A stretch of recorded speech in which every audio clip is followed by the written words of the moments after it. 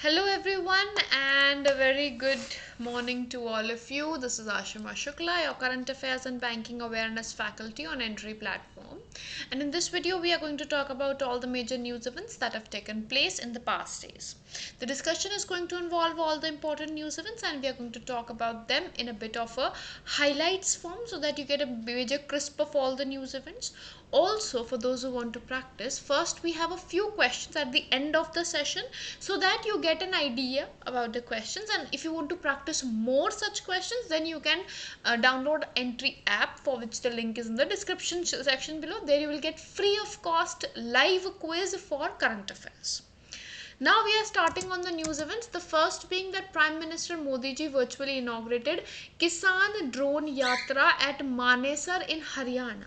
As a part of event, Prime Minister flagged off 100 Kisan drones in different cities and towns of India, and these drones have been manufactured by Chennai-based Garud Aerospace, which has set a target of manufacturing 1 lakh made in India drones in the coming 2 years. For the coming 2 years, this target has been set up, and they are going to be used for crop assessment, for digitization of land records, for spraying of pesticides and other nutrients in farms.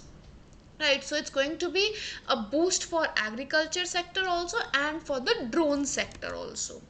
Ministry of Women and Child Development has extended the PM Cares for Children scheme, and that has been extended till the end of February, that is 28th of February. It was earlier till 31st of December only, and this is basically for those parents who have for those kids who have lost their parents, both of their parents, due to COVID-19 pandemic. Union Minister for Development of North Eastern Region and Tourism, Sir G. Kishan Reddy ji, addressed the North East MSME Conclave, building competitiveness for leveraging opportunities.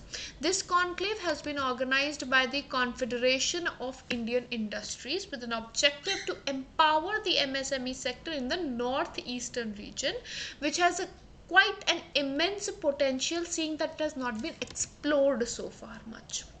Indian Air Force will be taking part in a multi-nation air exercise called Cobra Warrior 22, and this is going to be in United Kingdom from 6th to 27th of March.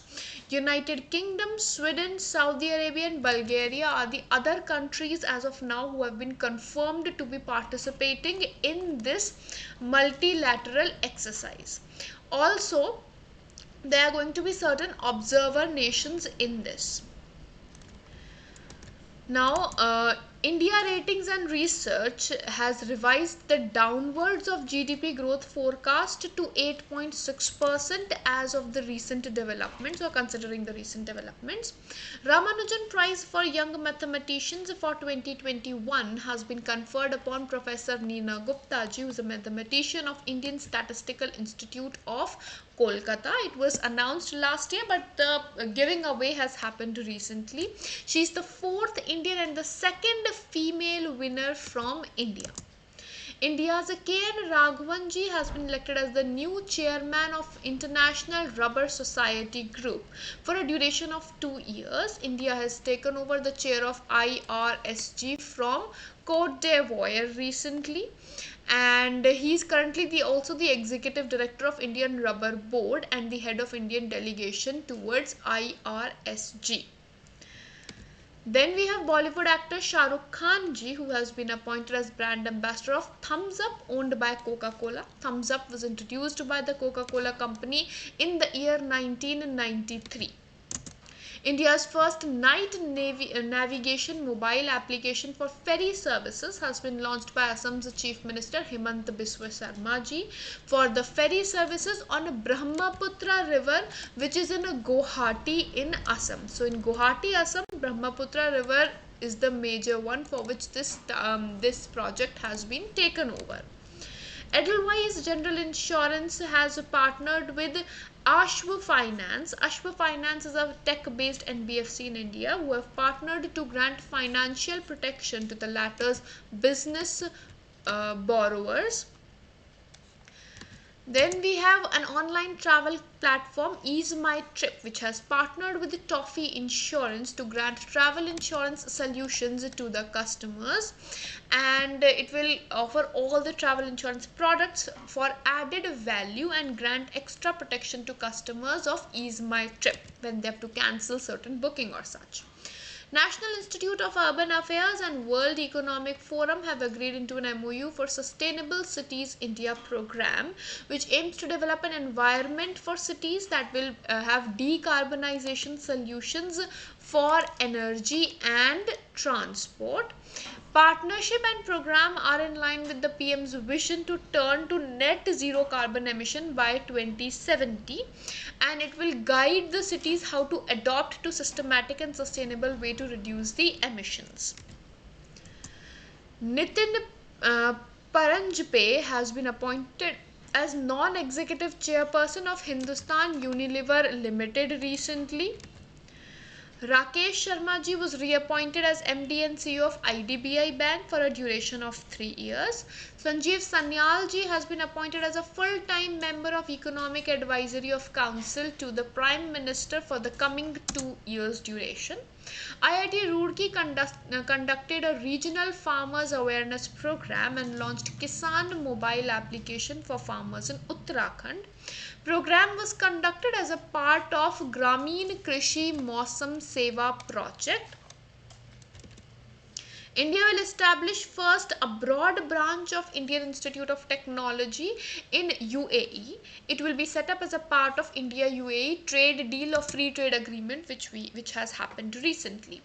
Paytm Payments Bank has become an official acquiring partner of e-rupee vouchers, which is a government initiative.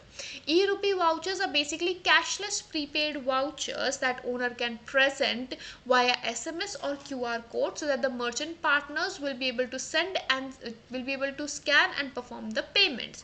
So it's going to benefit those who do not have access to formal banking service or smartphones to avail the digital payment benefits. World Economic Forum and the National Institute of Urban Affairs have signed an MOU to collaborate on a jointly designed Sustainable Cities India program. MasterCard has partnered with State Bank of India to enhance digital payments infrastructure in Lucknow, Guwahati and Varanasi. It was made under the Team Cashless India campaign, which has been started by MasterCard. Reserve Bank of India has mandated the NBFC middle and upper layers with 10 or more fixed point service delivery units to implement the core financial service solutions latest by September 30, 2025. Now, core financial service solution is similar to what core banking solution is for banks. So, NBFC upper layers have to ensure that the core financial service solution is implemented at least in 70% of the fixed point service delivery units on or before the implementation end date or deadline 30 September 2024. Other NBFCs, the base layer, the middle and upper layers, with less than 10 fixed point service delivery units, for them it is not mandatory. However, they want them to implement it for their own benefit. Now, these being the news events or highlights, we'll be starting on the questions now, or studying a couple of questions so that you get an idea about the framework of them. The first being, who was elected as the new chairperson of the International Rubber Study Group recently. So that we have done recently as of now, and the appointment is of K.N. Raghavanji. K.N. Raghavanji has taken over as the new chairperson, and International Rubber Study Group current chairship in terms of country is with India, which we have taken from Cote d'Ivoire. National Institute of Urban Affairs NIUA has signed a MOU with which organization to execute the Sustainable Cities India program? So for the Sustainable Cities India program, where has the understanding been signed? That is the question. Quickly. Now, I would want that all of you also try to answer the questions, because it will help you to understand how much you have grasped from the session. Answer for this question though is going to be World Economic Forum. National Institute of Urban Affairs signed MOU with the World Economic Forum, taking into consideration the target of India, that is net zero carbon emission by 2070. Who has been appointed as the non-executive chairperson of Hindustan Unilever Limited or HUL recently. Now in appointments you get direct questions in banking sector and in any other sector also. In any exam you see direct questions, and these are the direct current affairs that you can expect. Answer for this is going to be Nitin Paranjpeji, who has been appointed recently. India will establish the first abroad branch of Indian Institute of Technology (IIT).